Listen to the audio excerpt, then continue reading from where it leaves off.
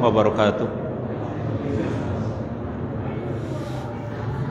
Innal hamdalillah nahmaduhu wa nasta'inuhu wa nastaghfiruh wa na'udzu billahi min syururi anfusina wa sayyiati a'malina. May yahdihillahu fala mudhillalah wa may yudlil fala hadiyalah. Asyhadu an la ilaha illallah wahdahu la syarikalah wa asyhadu anna Muhammadan abduhu wa rasuluh. Allahumma salli wa sallim wa barik ala nabiyyika wa rasulika Muhammadin wa ala alihi wa ashabihi wa man sara ala nahjihi wa ihtada bihadihi wa istanna bi sunnatihi ila yaumil qiyamah. Allahumma anfa'na bima 'allamtana wa 'allimna ma yanfa'una wa zidna ilman. Allahumma la sahla illa ma ja'altahu sahla wa anta taj'alul hazna idza syi'ta sahla. Ikhwani wa akhwati fiddin, sanallahu jami'an. Bapak-bapak, ibu-ibu, hadirin saudara-saudaraku yang dimuliakan oleh Allah. Alhamdulillah, pada kesempatan yang baik ini kita bisa melanjutkan kembali kajian kitab Al-Mukhtasar fil Aqidah. Kitab yang ditulis oleh beliau Dr. Khalid Al-Musyaikih hafizahullahu taala, yang pembahasan terakhir sudah kita jelaskan tentang masalah tabarruk atau mencari berkah. Di sana ada keberkahan yang bersifat duniawi dan juga yang bersifat diniyah atau yang bersifat keagamaan.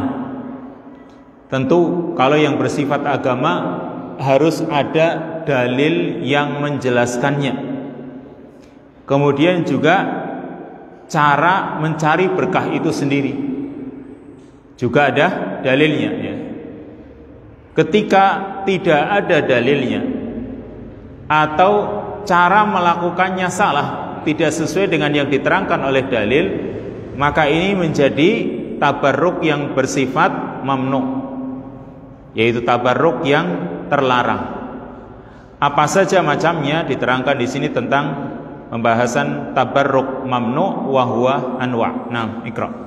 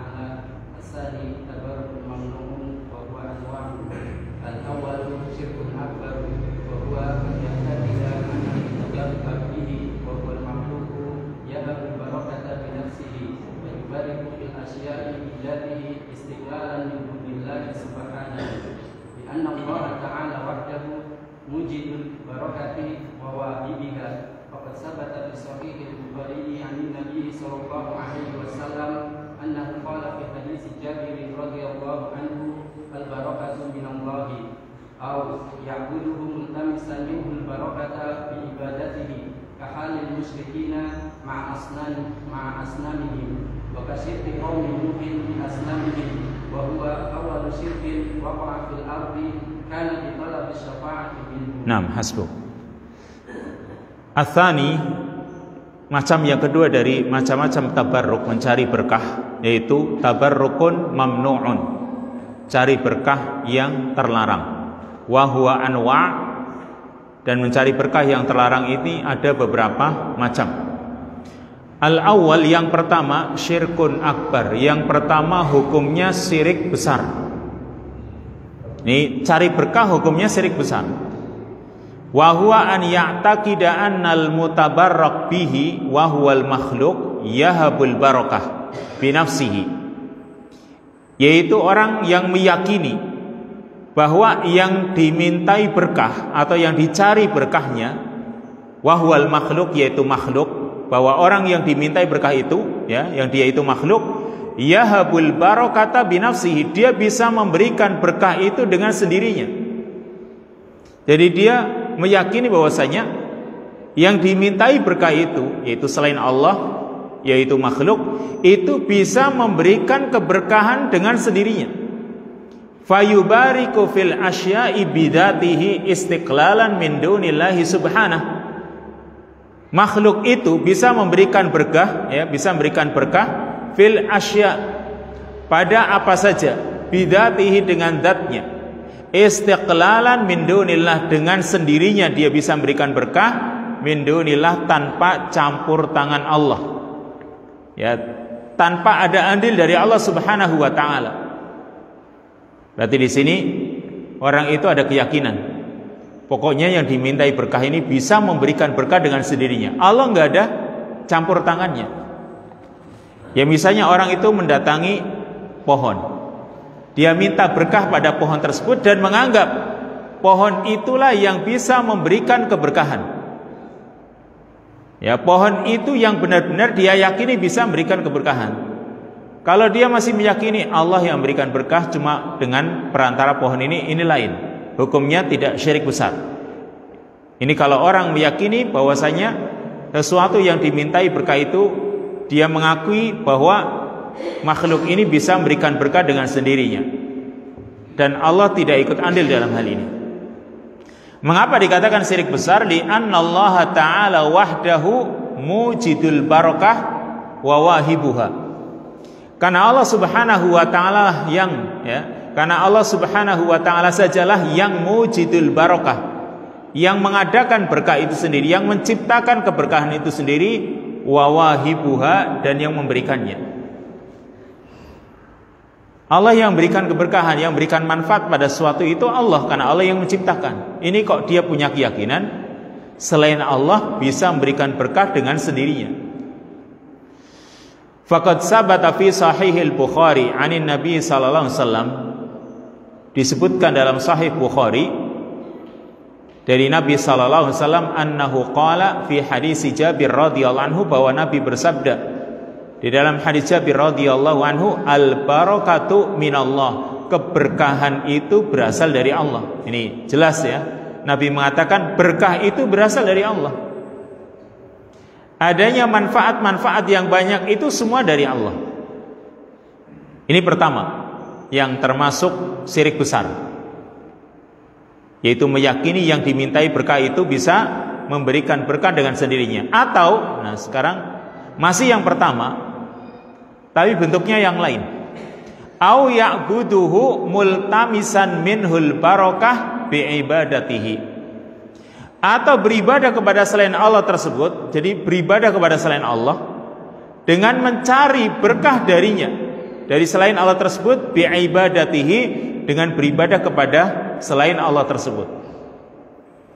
Jadi kalau ini jelas beribadahnya sudah syirik ya. Tapi juga dari beribadah itu dia minta berkah kepada yang dia sembah tersebut. Kahalil musyrikin ma'a asnamihim, seperti keadaan orang-orang musyrik bersama berhala-berhala mereka. Ketika orang-orang musyrik menyembah berhala, dan dalam penyembahan ini dia minta berkah kepada berhala tersebut, jelas ya. Maka di sini adalah syirik besar, yaitu dari segi karena penyembahan dia kepada selain Allah tersebut. Ya seperti orang-orang musyrik yang mereka menyembah ada ya patung Lata, Uzza, Manat, Hubal dan yang lain sebagainya, itu adalah bentuknya syirik besar. Juga wa kasyirki qaumi Nuh bi asnamihim wa huwa awwalu syirkin waqa'a fil ardi. Juga seperti kesyirikannya kaumnya Nabi Nuh ketika mereka berbuat kepada patung-patung mereka, ya, terhadap patung-patung mereka, dan ini adalah kesyirikan pertama yang terjadi di muka bumi ini, yaitu kana bitolabis syafa'ati minhum, yang itu dilakukan dengan meminta syafaat dari mereka, dari berhala-berhala tersebut, yang ada dalam surat Nuh, yaitu waqalu la tadaruna alihatakum wa la tadaruna waddan wa la suwa'an wa la yaghusa wa ya'uq wa nasra. Ini 5 berhala ini, Wad, Suwa', Yaghus, Ya'uq dan Nasr. Ini dimintai berkahnya, bahkan cuma sekedar dimintai berkah, disembah oleh kaumnya Nabi Nuh. Berarti ketika mereka menyembah berhala tersebut sambil minta berkah, berarti ketika disembah, ya, dia meyakini, orang yang menyembah ini meyakini bahwa yang dia sembah itu bisa memberikan berkah dengan sendirinya, sehingga hukumnya syirik besar. Ini yang pertama, mencari berkah yang hukumnya syirik besar. Baik mungkin dia tidak menyembah berhala tersebut, tapi dia meyakini, kalau yang pertama tadi, meyakini yang dimintai berkah itu bisa memberikan berkah dengan sendirinya tanpa campur tangan Allah. Atau memang dia yang kedua tadi, yaitu dia menyembah berhala tersebut. Dalam proses penyembahan kepada berhala itu dia juga sambil mencari berkah, maka hukumnya juga sama, syirik besar. Karena dari penyembahan tersebut diikutkan di situ ya, ketika minta berkah sambil ada permintaan penyembahan kepada berhala itu, makanya diikutkan hukumnya. Orang yang ketika menyembah berhala, salah satu bentuk penyembahan ya meminta kepada berhala tersebut, termasuk di sini minta berkah. Ini yang pertama. Asani yang kedua. Lanjut.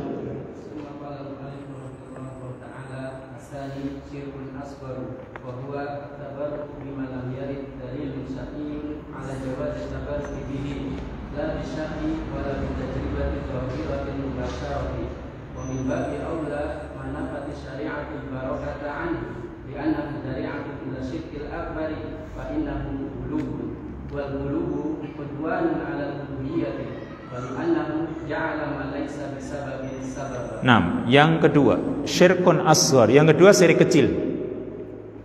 Wa huwa tabarruku bima lam yarid dalilun syar'iyyun ala jawazit tabarruki bihi. Yaitu mencari berkah kepada sesuatu yang tidak ada dalil syar'i yang menunjukkan bolehnya mencari berkah atau minta berkah pada sesuatu tersebut. Jadi cari berkah atau minta berkah pada sesuatu yang meminta berkah kepada sesuatu tersebut tidak ada dalilnya. La bi syar'i, tidak ada dalil menurut syariat, wala bit tajribatid dhahiratil mubasyirah ya. Dan juga tidak pula dengan tajribah atau tajribah, dengan percobaan atau pengalaman yang zahir, yang nampak, yang dilakukan secara langsung. Dan ini sudah kita terangkan ini ya. Kalau yang urusan agama itu jelas harus ada dalilnya.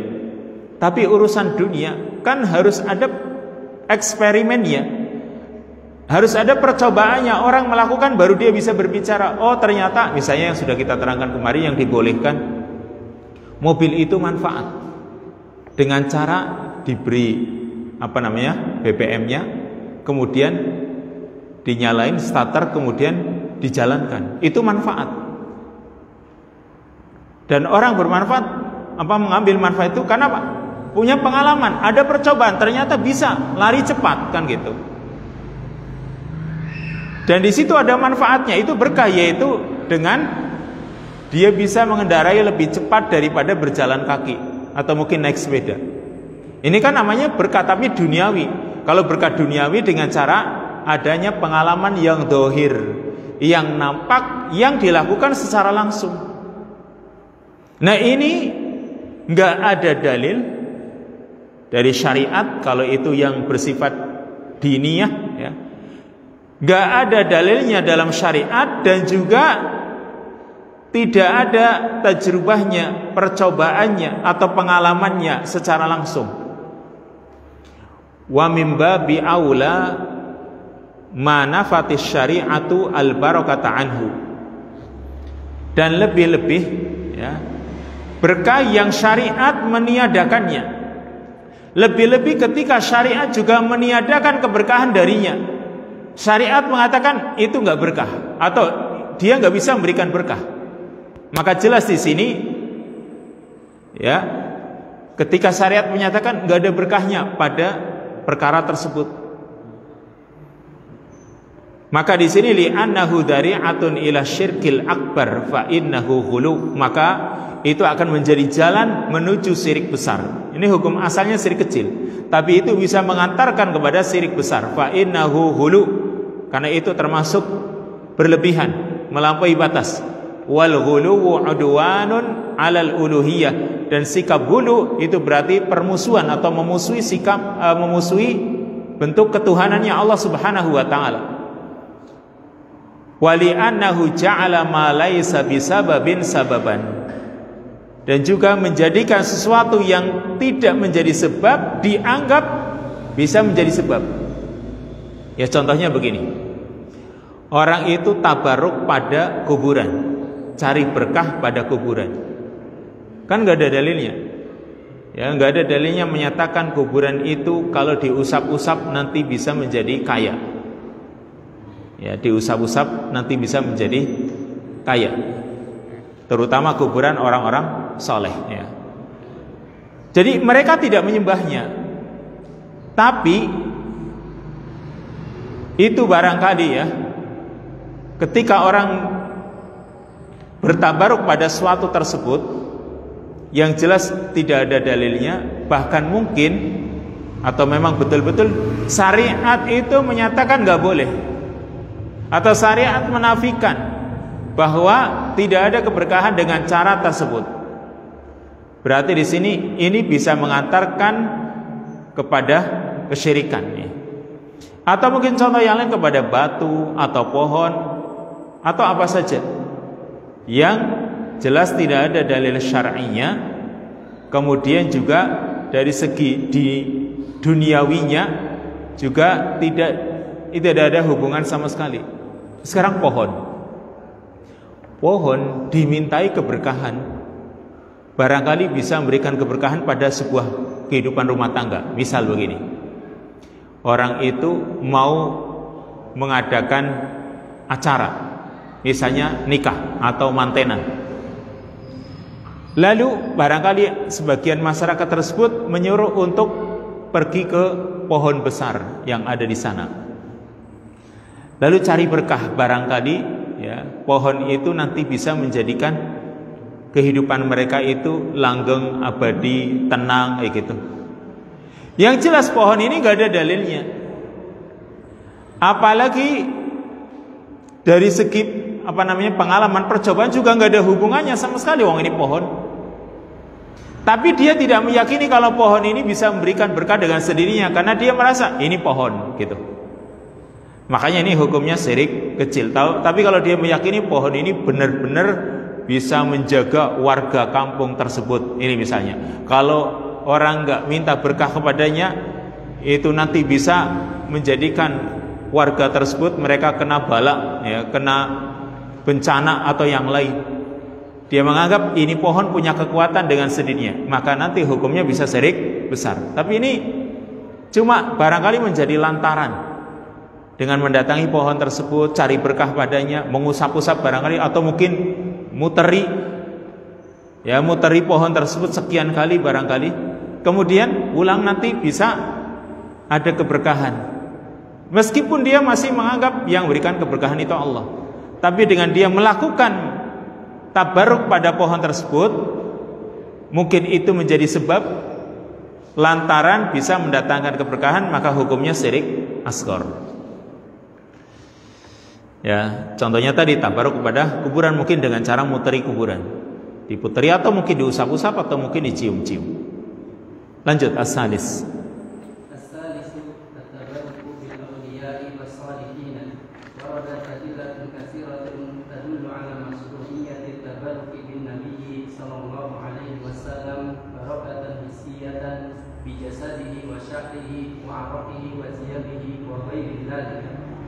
أما غير النبي صلى الله عليه وسلم من الأولياء والصالحين فلم يدل دليل صحيح يدل على جواز التبرك بأجسادهم ولا بآثارهم، ولذلك لم يرد عن أحد ممن صحب النبي صلى الله عليه وسلم ولا عن أحد من التابعين أنهم تبركوا بجسد أو آثار أحد من الصالحين.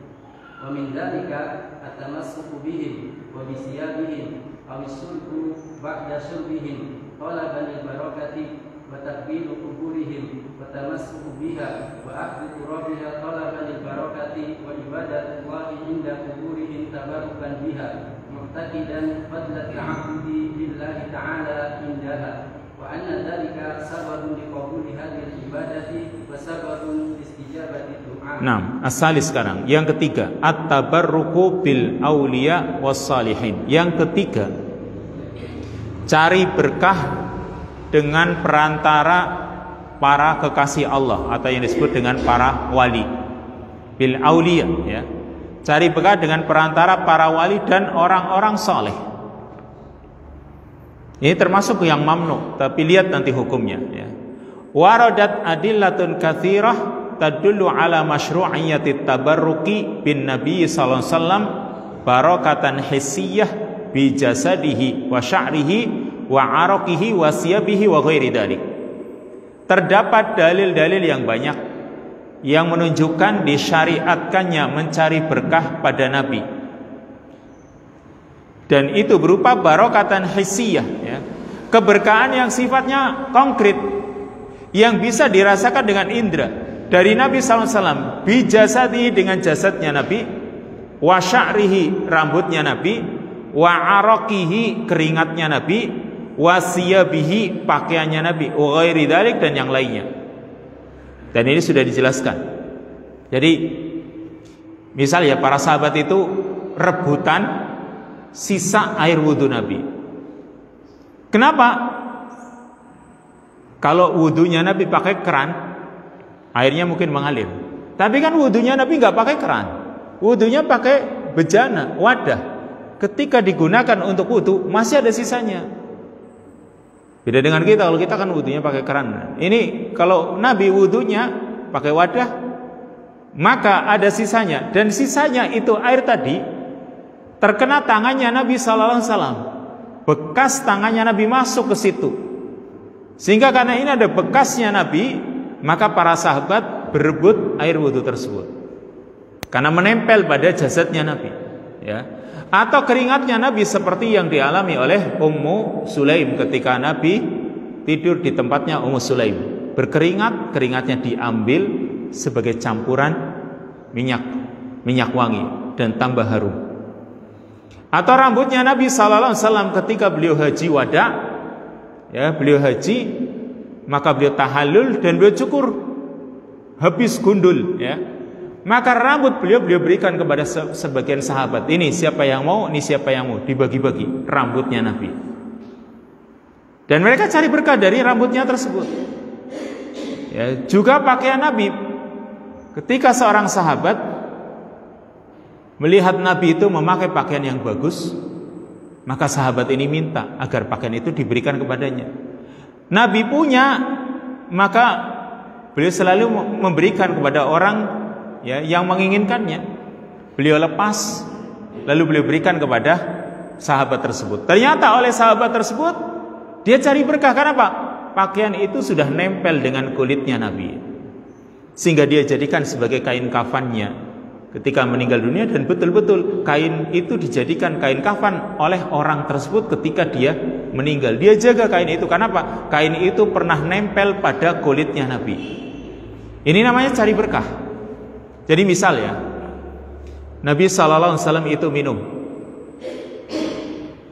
dan pernah ada kisah, ya, dalam hadis yang sahih, di sebelah kanan Nabi orang Arab Badui, sebelah kiri Nabi Abu Bakar As-Siddiq. Lalu sahabat yang lain seperti Umar juga ada di situ. Maka Nabi kan menawarkan kepada orang Arab Badui tersebut, apakah boleh engkau izinkan untuk aku berikan kepada Abu Bakar? Orang Arab Badui ini nggak mau mempersilahkan. Kenapa? Dia ingin mengambil bekasnya Nabi, ya, supaya dia bisa mengetahui bekasnya Nabi. Dia yang pertama kali, berarti dia ingin cari berkahnya Nabi. Ya, cari berkahnya di sini yaitu manfaat dari minum tersebut, ada bekasnya Nabi, itu nanti bisa bermanfaat untuk dirinya, baik dari sisi duniawi, mungkin sisi kesehatan dan yang lainnya, atau dari sisi agama, yaitu barangkali apa yang menjadi bekas minum Nabi itu tadi bisa memberikan manfaat untuk dirinya, manfaat-manfaat yang bersifat keagamaan. Karena apa? Ada sisi keberkahan. Dia minum, mungkin jadi misalnya ya, pikirannya jadi hilang, pikiran-pikiran yang berat itu hilang, dan isinya adalah kebahagiaan. Itu karena apa? Ada berkah dari minumnya Nabi sallallahu alaihi wasallam. Tapi ini tadi khusus Nabi. Amma ghairun Nabi sallallahu alaihi wasallam minal auliya was salihin falam yadulla dalilun sahih yadullu ala jawazit tabarruki bi ajsadihim. Adapun selain Nabi sallallahu alaihi wasallam,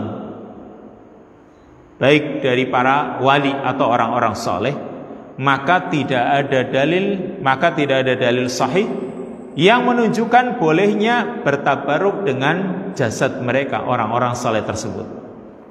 Wala bi asarihim, dan juga bekas-bekasnya mereka. Jadi kalau ada bekas minum rebutan punya selain Nabi, yang dicari apanya coba?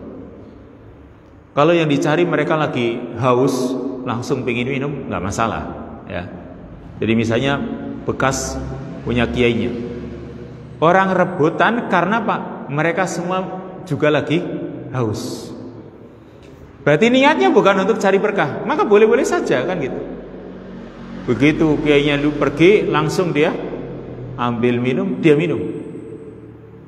Maka di situ tidak ada istilah cari berkahnya dari kiai tersebut. Tapi sekarang orang yang ketika mengambil minum, dia menginginkan bekas minumnya orang tersebut, itu barangkali menjadikan dirinya itu bisa seperti orang tersebut, karena bekasnya dia tempelkan dan nanti bisa mendapatkan seperti yang dilakukan oleh orang tersebut. Maka ini yang nggak boleh, ya, karena tidak ada dalil untuk selain Nabi Sallallahu Alaihi Wasallam. Ya, atau dengan bekas-bekas mereka tadi. Walidzalik lam yarid an ahadin mimman sahiban nabiyya sallallahu alaihi wasallam. Karena itu tidak ada riwayat dari seorang pun yang pernah menjadi sahabat Nabi sallallahu alaihi wasallam, wala an ahadin minat tabi'in, atau dari siapapun, dari seorang pun dari kalangan tabi'in, annahum tabarraku bijasadi aw asari ahadin minas salihin. Ya, tidak ada dalil, tidak ada riwayat baik dari sahabat Nabi atau dari kalangan tabi'in bahwa mereka cari berkah dengan jasad atau bekas salah seorang dari orang-orang soleh. Jadi nggak ada, dari kalangan sahabat juga nggak ada. Mereka misalnya menemui Abu Bakar lalu supaya Abu Bakar itu barangkali mengusap-usap diri mereka dan itu bisa membawa berkah, juga tidak. Padahal manusia terbaik sesudah Nabi SAW adalah para sahabat Nabi, yaitu yang paling mulia Abu Bakar As-Siddiq. Tidak ada yang melakukan seperti itu. Wa min dzalik, contohnya, ya. Contoh termasuk tabaruk kepada orang-orang saleh yaitu at-tamassuhu bihim, menyentuh mereka, mengusap-usap tubuh mereka. Barangkali dengan mengusap-usap nanti bisa dia dapat berkahnya. Wa bi siyabihim, atau pakaian mereka. Kan mungkin saja kadang pakaiannya siapa dilelang. Pakaiannya ustadz ini, kiai ini, syekh ini barangkali dilelang. Harganya mahal karena barangkali itu bisa membawa keberkahan. Kenapa? Ini pakaian bekas menempel pada kulitnya si fulan, kiai fulan misalnya. Maka ini namanya cari berkah. Dengan mengusap-usap mereka, atau pakaian mereka, atau minum sesudah minumnya mereka, awis syurbu ba'da syurbihim, minum setelah minumnya mereka. Talaban lil barakati wa takbilu kuburihim, dengan mencari keberkahan dan mencium kuburan-kuburan mereka, wa tamassuh biha, ya, wa tamassuh biha, dan juga mengusap-usap pada kuburan mereka tersebut. Dan juga ada wa akhdu turabiha, atau wa akhda turabaha talaban lil barakah, ya. Wa akhdu turabiha talaban lil barakah, dan mengambil debunya, tanahnya, mencari berkah. Jadi setelah orang soleh itu dikubur, maka cari berkah, ambil tanah kuburan orang soleh itu lalu dibawa ke rumah, disimpan di mana, barangkali di lemari, di bifet, atau mungkin di bawah kasur, atau mungkin di mana. Yang penting ditaruh, barangkali bisa memberikan keberkahan untuk keluarga tersebut, keluarga rumah itu. Pokoknya itu dianggap bisa memberikan keberkahan, padahal itu tanah dari kuburan orang saleh tadi. Dan ada yang kalau kita melihat orang-orang dari kelompok Rafidhah atau Syiah, itu mereka mendatangkan kerikil dari Karbala. Dari daerah Karbala mereka datangkan kerikil. Nanti ketika mereka sholat, itu kerikil taruh di kepala mereka. Jadi itu dibawa sampai ke Indonesia. Kerikil itu ditaruh di tempat sholatnya. Nanti kalau sholat ditempelkan pada dahinya. Dan itu dengan keyakinan bahwasanya supaya dirinya terjaga dari musibah-musibah yang pernah dialami oleh Husain ketika meninggal di Karbala. Jadi sampai seperti itu, mereka mendatangkan tanahnya dari Karbala. Ini orang-orang Syiah. Dan mungkin sama juga orang-orang yang punya keyakinan tertentu pada kuburan-kuburan orang soleh tertentu juga. Ini kuburan orang soleh, lalu ambil tanah dari kuburan tersebut. Padahal mungkin saja setelah diambili tanahnya habis, diuruk dengan tanah yang lain, bawakan satu truk, terus diuruk lagi, diambili lagi, diuruk lagi. Maka mungkin orang yang bawa tanahnya pakai truk, ini saya bawa satu truk harganya sekian, kamu ngambil satu blindi harganya bisa ratusan ribu. Wah, ini kan keblinger kan itu.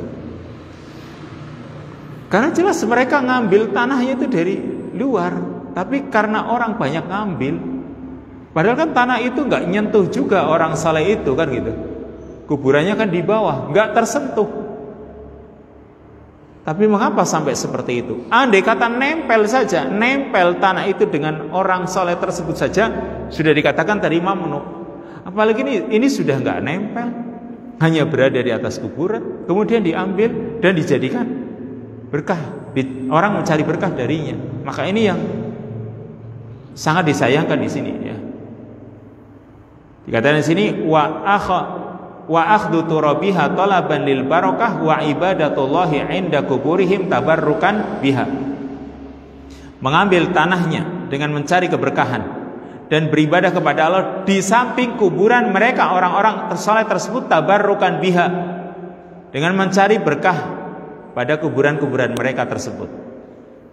Jadi ibadahnya kepada Allah, cuma barangkali dengan ibadah di samping kuburan orang saleh itu barangkali lebih bisa didengar.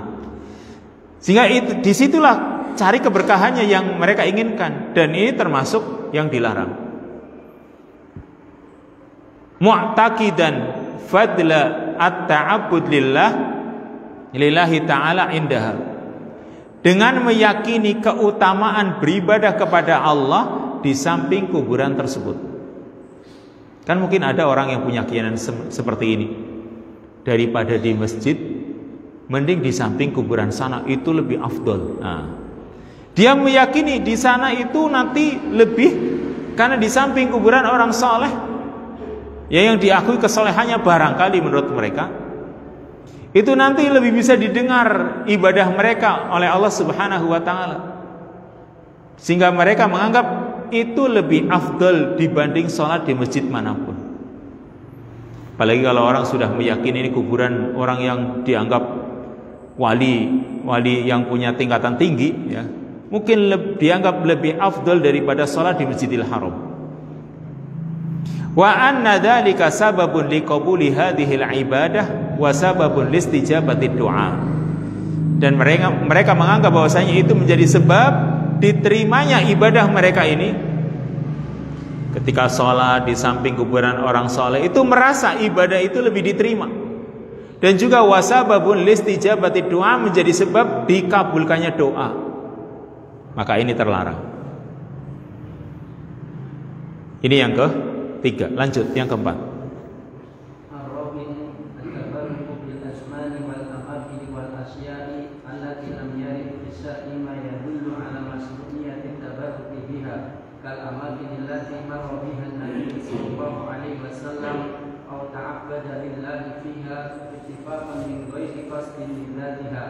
لأنه صلى الله عليه وسلم كان موجودا في هذه الأماكن وقت تعبده لله تعالى بهذه العبادة، ولم يرد دليل شرعي يدل على فضلها.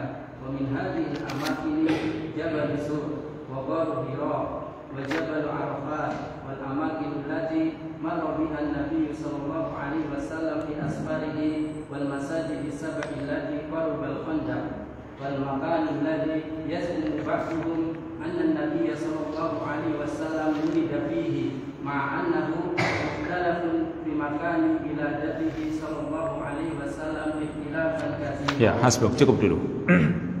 Ar-Rabi yang keempat, termasuk tabarruk yang dilarang, yaitu at-tabarruku bil azman wal amakin wal asya' allati lam yarid fi syar'i ma yadullu ala masyru'iyyati tabarruki biha, yaitu cari berkah pada zaman atau waktu, wal amakin tempat-tempat, wal asya' dan perkara-perkara yang lam yarid fi syar'i tidak terdapat dalam syariat dalil yang menunjukkan disyariatkannya cari berkah pada sesuatu tersebut.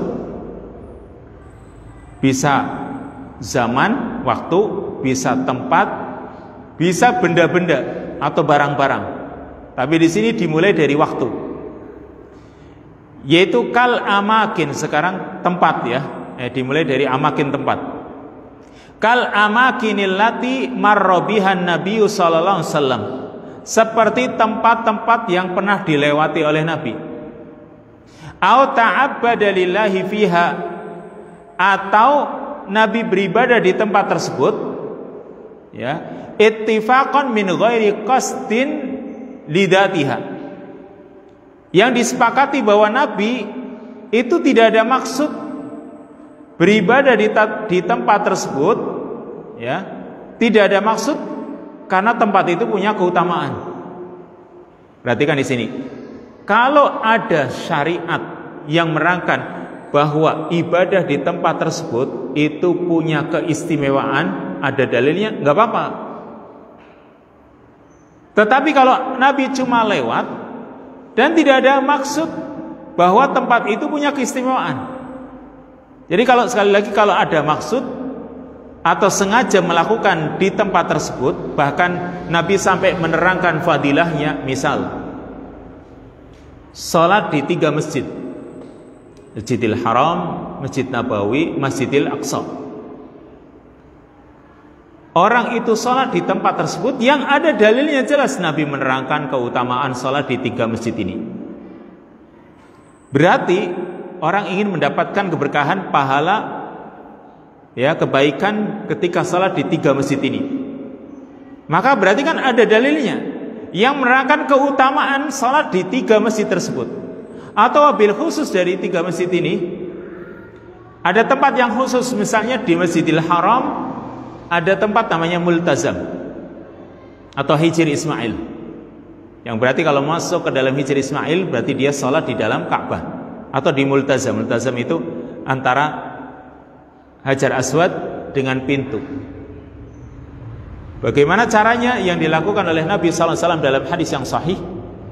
Beliau itu menempelkan wajah beliau, ya, beliau tempelkan dada dan wajah beliau pada tempat tersebut, dan ada hadis yang sahih, bahkan Nabi berdoa di situ. Itu multazam di Ka'bah dengan cara seperti itu.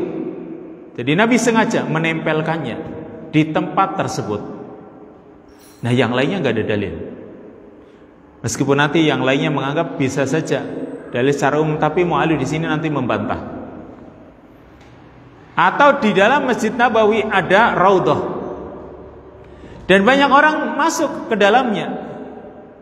Mereka menganggap di dalamnya itu ada keistimewaan karena ada dalilnya sendiri. Kata Nabi SAW, ma baina baiti wa mimbari raudhatun min riyadil jannah. Antara rumahku dengan mimbarku itu adalah taman di antara taman-taman surga. Ini raudhah, ya, taman surga. Ketika Nabi menerangkan ini taman surga, maksudnya apa? Maksudnya orang itu supaya mengambil kesempatan. Barangkali kalau dia senang berada di taman tersebut dan dia beribadah kepada Allah, semoga dia nanti menjadi calon penghuni surga pula. Karena ini sudah taman surga, raudhah min riyadil jannah. Taman di antara taman-taman surga. Kalau orang berada di situ beribadah kepada Allah, semoga ini ada harapan. Semoga orang yang berada di situ beribadah kepada Allah Subhanahu wa taala, semoga itu tanda dia itu nantinya akan menempati surga pula. Meskipun tidak bisa kita pastikan kan gitu. Tapi ini ada keutamaannya, ada keistimewaannya. Nabi ketika menerangkan raudhatun min riyadil jannah, salah satu taman dari taman-taman surga. Ada sebagian ulama yang mengatakan raudhah ini adalah nyata betul-betul raudhah itu salah satu taman. Ada yang mengatakan tidak, ya. Ada yang mengatakan bukan berarti taman betulan. Itu adalah tempat yang nantinya kalau orang sholat di situ, beribadah di situ, berdoa di situ, ya semoga itu nanti menjadi saksi kalau dia bakalan bisa masuk surga. Wallahu ta'ala alam, ya. Intinya itu adalah tempat yang ada dalil yang menunjukkan keutamaan. Nah sekarang di sini ini yang dilarang, tempat yang Nabi cuma lewat atau beribadah di tempat tersebut, dan sepakat para ulama tidak ada maksud beliau menyengaja misalnya salat atau beribadah di tempat tersebut. Itu cuma karena sekedar lewat. Li'annahu sallallahu alaihi wasallam kana mawjudan fi hadhil amakin waqta ta'abbudihi lillahi ta'ala. Karena Nabi sallallahu alaihi wasallam itu kebetulan ada di tempat-tempat tersebut di saat beliau beribadah kepada Allah dengan cara bihadhil ibadah, dengan ibadah tersebut. Cuma walam yarid dalilun syar'i yadullu ala fadliha. Tidak ada dalil syar'i yang menunjukkan keutamaannya. Jadi misal ya, Nabi SAW ketika berjihad, perang, di perjalanan beliau mampir sholat. Kan otomatis tempat yang digunakan sholat oleh Nabi, beliau nggak menyengaja sholat di sini karena tempat ini punya keutamaan. Nabi kalau memang tempat itu ada keutamaan, Nabi pasti menerangkan. Tapi ketika Nabi cuma sholat, lalu habis itu pergi lagi, ini menunjukkan tempat ini cuma sekedar Nabi sholat di situ. Ya tidak ada keutamaannya. Tapi kadang ada orang yang membuat-buat. Artinya mereka merasa ketika Nabi sholat di situ berarti tempat itu istimewa. Padahal tidak, nggak ada dalilnya. Contohnya ya, wa min hadhil amakin.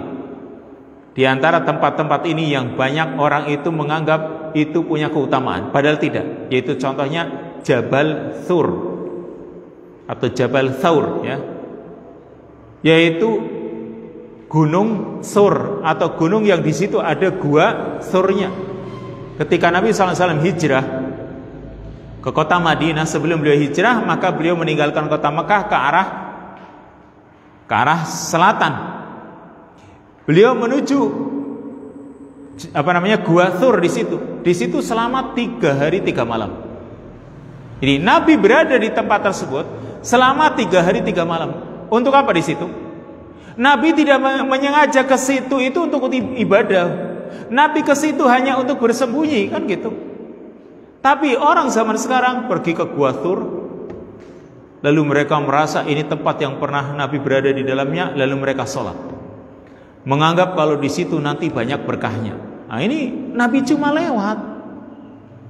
Kemudian wa ghara Hira, Gua Hira. Gua Hira juga sama. Nabi cuma ibadah di situ dan Nabi nggak pernah menerangkan keistimewaan Gua Hira. Tidak. Mungkin kalau ada gua yang lain yang bisa lebih pantas lagi untuk ibadah, barangkali Nabi juga sholat atau Nabi beribadah di tempat tersebut. Yang namanya Gua Hira kan kecil ya. Kalau antum melihat replikanya, itu sangat kecil, hanya cukup untuk tiduran. Yang kalau orang berdiri, seperti Nabi kalau berdiri itu mesti nyodok gitu. Ke atasnya itu nyodok.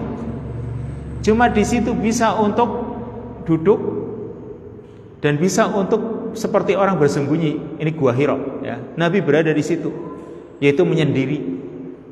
Ini Gua Hira. Atau Wajabalu Arafat, yaitu bukit di Arafat sana. Dan banyak orang ketika di musim Arafah itu, hari yang ke-9 dari bulan Dzulhijjah, kan mereka di bukit-bukit banyak banget berjajar. Ada yang sampai ke atas puncaknya, kan ada tembok, ada tiangnya ya. Ada tiang di sana, tembok gitu ya, yang kotak gitu, nggak terlalu tinggi sih. Orang itu pada ke sana, ke puncak-puncak. Kalau sekedar ke puncak boleh-boleh saja, di bebatuan itu juga boleh, nanti akan diterangkan di sini ya. Tapi kalau ke sana dengan harapan itu bisa mendapatkan berkah, ini yang salah nih. Wal amakin allati marra bihan Nabi SAW fi asfarihi, dan tempat-tempat yang pernah dilewati oleh Nabi ketika safar. Wal masajidus sab'ul lati qurbal khandaq, atau masjid-masjid 7, yaitu 7 masjid yang dekat Khandaq. Ini juga masyhur. Kalau di kita mungkin barangkali nggak masyhur, tapi di kalangan orang Arab sana masyhur, yaitu 7 masjid. Sebenarnya bukan 7, 6. Cuma masjid kiblatain dimasukkan. Aslinya bukan 7, 6, yaitu 6 masjid yang dijadikan jalur, satu jalur ketika perang Khandaq. Jadi kan ketika perang Khandaq, Salman Al-Farisi memberikan usulan supaya dibuat parit Khandaq yang menghalangi Nabi dengan musuhnya. Dibuatlah parit. Nah, ketika dibuat parit kan ada pos-posnya. Sudah dibuat parit, ada pos-posnya di situ. Gak mungkin parit dibuat lalu cuma satu pos. Tidak, ada pos-posnya. Ada 6 pos. Ada posnya Abu Bakar, posnya Fatimah, posnya Umar bin Khattab, posnya sahabat. Jadi di situ ada pos-posnya. Nah, ketika mereka buat pos-pos itu tadi, mereka buat masjid. Ya, ada Masjid Al-Fatah yang ada sekarang, kemudian ada Masjid Abu Bakar, kemudian yang lainnya. Ada 6 masjid. Lalu Masjid Kiblatain kemudian satu jalur, sehingga mereka jadikan 7 sekalian. Aslinya 6, mereka jadikan 7. Ya, mulai dari Kiblatain terus nanti terakhir. Itu 7 masjid yang terkenal, dianggap oleh sebagian mereka. Ya, ini ketika perang Khandaq tadi, dianggap ini punya keistimewaan. Padahal itu tadi hanya untuk posnya orang-orang yang menunggu di situ. Mereka menunggu musuh, barangkali musuh datang dari arah sana, sudah ada siap pos yang mempersiapkan diri menghalau mereka. Di sini juga ada posnya, sini aja ada posnya. Seperti itu, sehingga dibuatlah masjid, karena mereka masing-masing sholat di masjid-masjid tersebut. Ini satu jalur. Jadi itu tadi tujuannya hanya mereka itu jadikan sebagai pos, tempat mereka berkumpul. Ternyata orang zaman sekarang menganggap itu punya keistimewaan, sehingga mereka kalau sholat mampir di sini, mampir sini, sholat sini. Meskipun cuma mampir saja kadang, nggak sholat, mereka mampir ngeliat-ngeliat, jalan lagi, lihat lagi, jalan lagi, sampai 7 masjid mereka datangi. Ibarat kayak orang mungkin ke kuburan ini sudah dilewati semua. Sama keadaannya orang-orang sana juga ada yang punya keyakinan seperti itu. Ya, ini yang terjadi.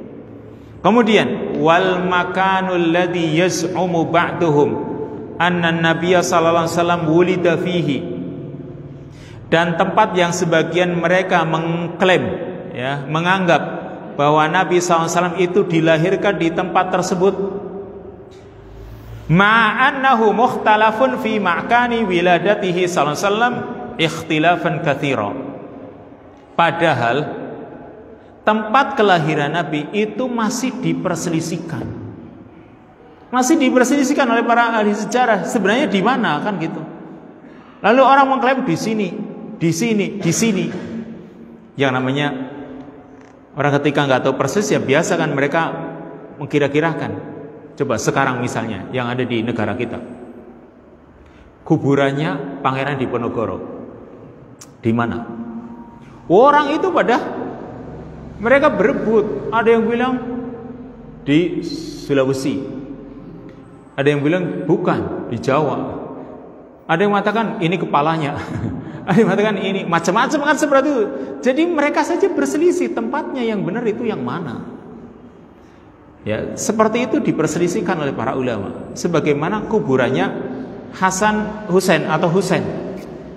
Kuburannya Husain sendiri orang-orang Syiah berselisih, mereka beda pendapat.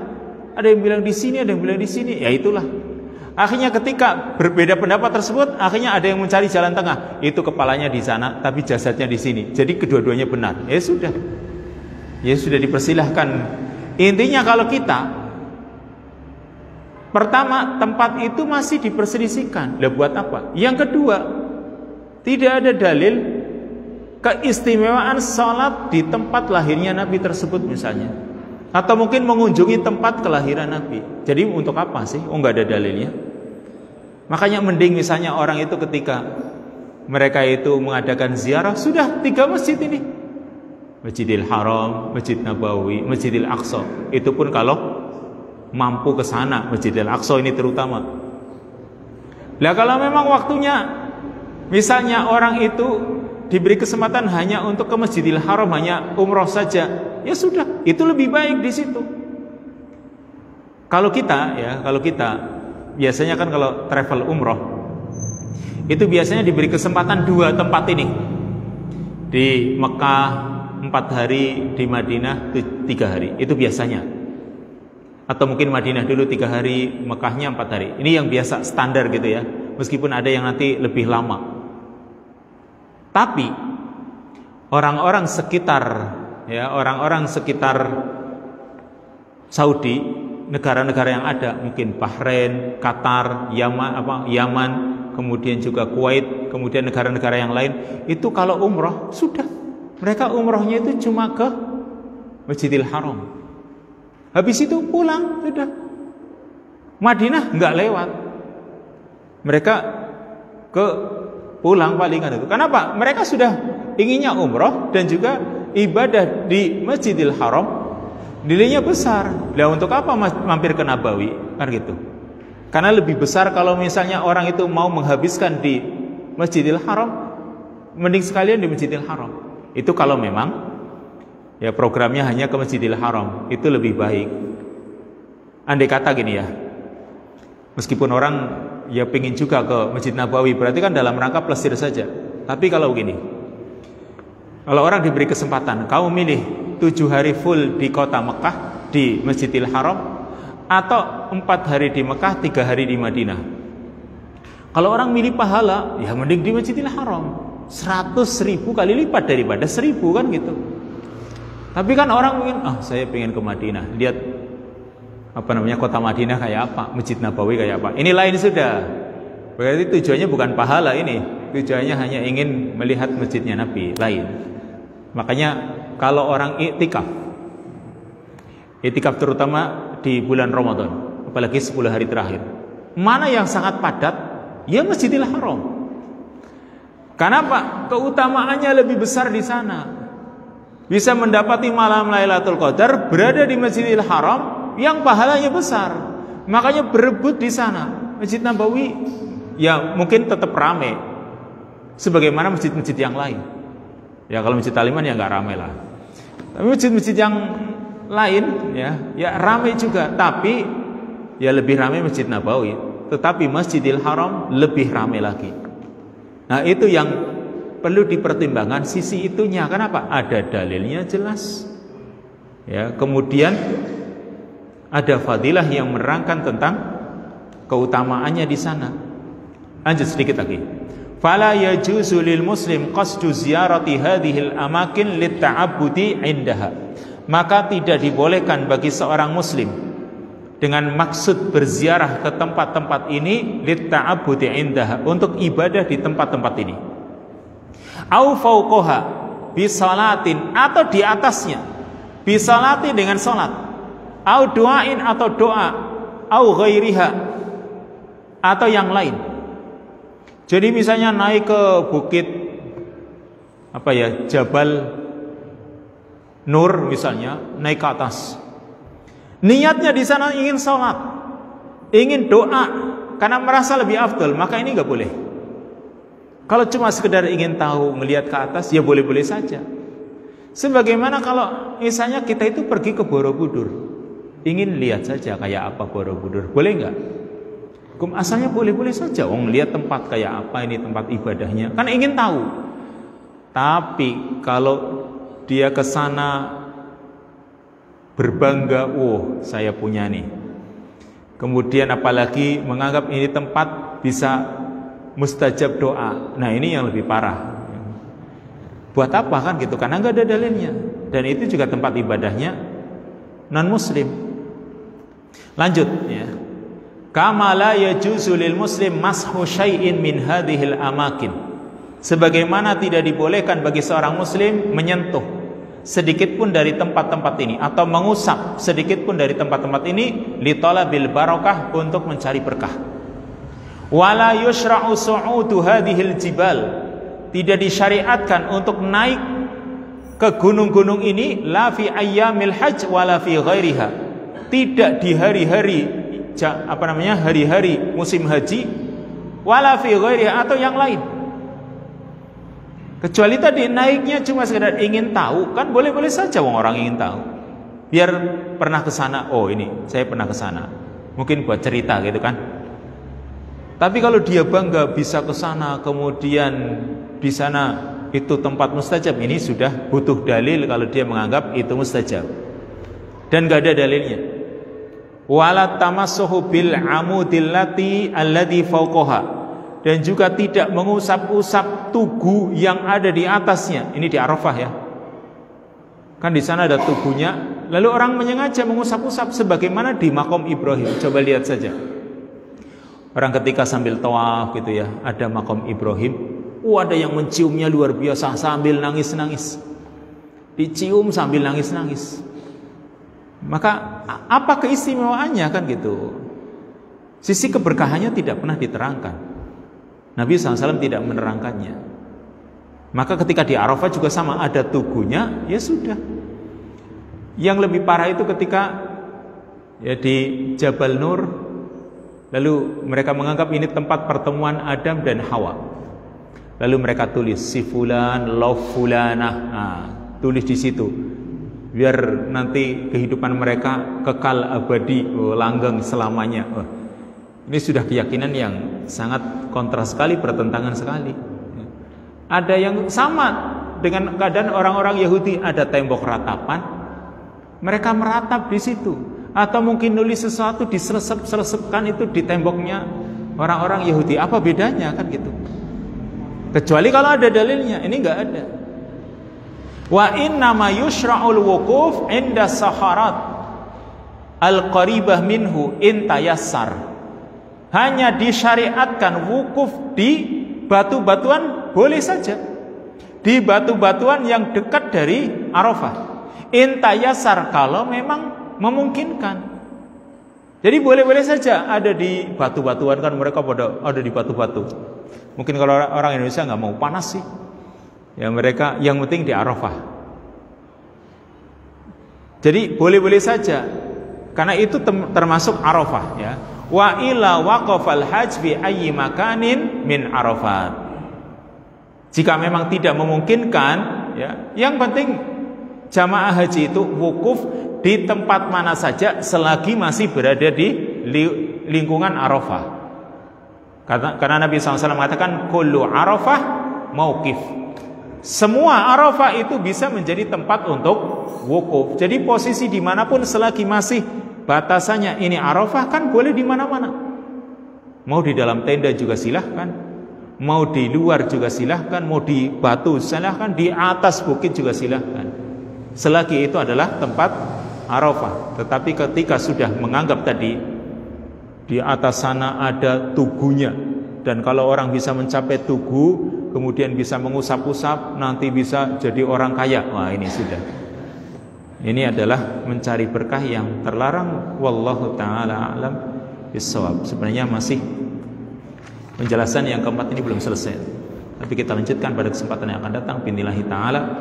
Wassallallahu wasallam ala nabiyina Muhammad wa ala alihi wa sahbihi ajma'in. Subhanakallahumma wa bihamdika asyhadu an la ilaha illa anta astaghfiruka wa atubu ilaik. Wassalamualaikum warahmatullahi wabarakatuh.